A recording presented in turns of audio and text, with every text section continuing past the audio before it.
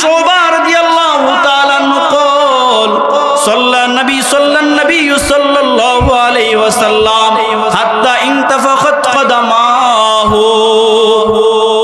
মুগীরা ইবনে শুবা বলে আমরা দেখতাম আমাদের নবীকে নামাজ পড়তে সারা রাত দাঁড়ায় নামাজ পড়ে।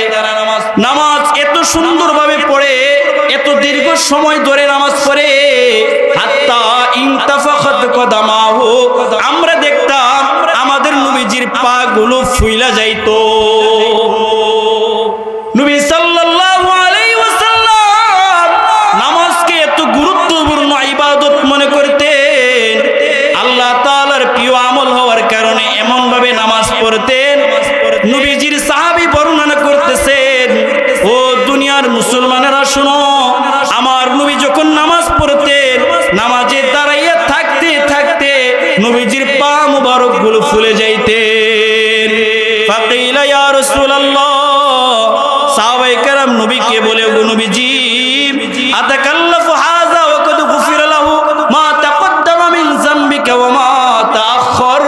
নবী গো, আপনি এত কষ্ট করে কেন নামাজ পড়তেছেন, অথচ আল্লাহ তাআলা তো আপনার আগে পরের সমস্ত গুনাহ মাফ করে দিয়েছে।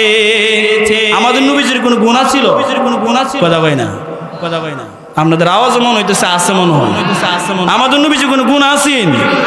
আল্লাহ তাআলা বলেন, নবীজি আপনার কোনো গুনাহ নাই, তারপর আপনার আগে পরের কোনো গুনাহ হয়ে গেলেও আল্লাহ তাআলা তার বন্ধুকে ক্ষমার ঘোষণা করেছেন। সুবহানাল্লাহ।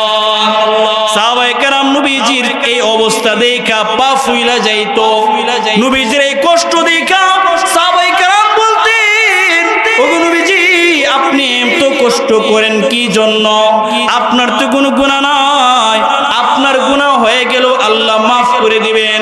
আল্লাহ তো ঘোষণা দিবেন আপনার আগে পরের গুনাহ মাফ, তারপরেও কেন আপনি এত কষ্ট করে নামাজ পড়েন?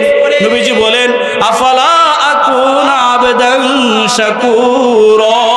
ও আমার উম্মত, ও আমার সাহাবীরা, আল্লাহ তাআলা যে আমাকে মাফ করে দিয়েছে, আল্লাহ তাআলা যে আল্লাহর বন্ধু হিসেবে আমাকে গ্রহণ করেছে, আমি কি শুকরানা হিসেবে নামাজ পড়ব না? সুবহানাল্লাহ। নবীজির কোনো গুনাহ নাই, তারপর নবীজি নামাজ পড়তে পড়তে পা ফাটায় ফেলে বুঝাইছে, বান্দা উম্মত, আমি নবী হইয়া আমার কোনো গুনাহ নাই, আমি নামাজ পড়তে পড়তে পা ফাটায় ফেলি, ফুলায় ফেলি, বান্দা উম্মত, তোর গুনাহর অভাব নাই, তুমি কেন মসজিদে আসো না? ঠিক কিনা বলেন? এটা এই জন্যই নবীজি গুনাহ নাই এভাবে নামাজ পড়ছেন।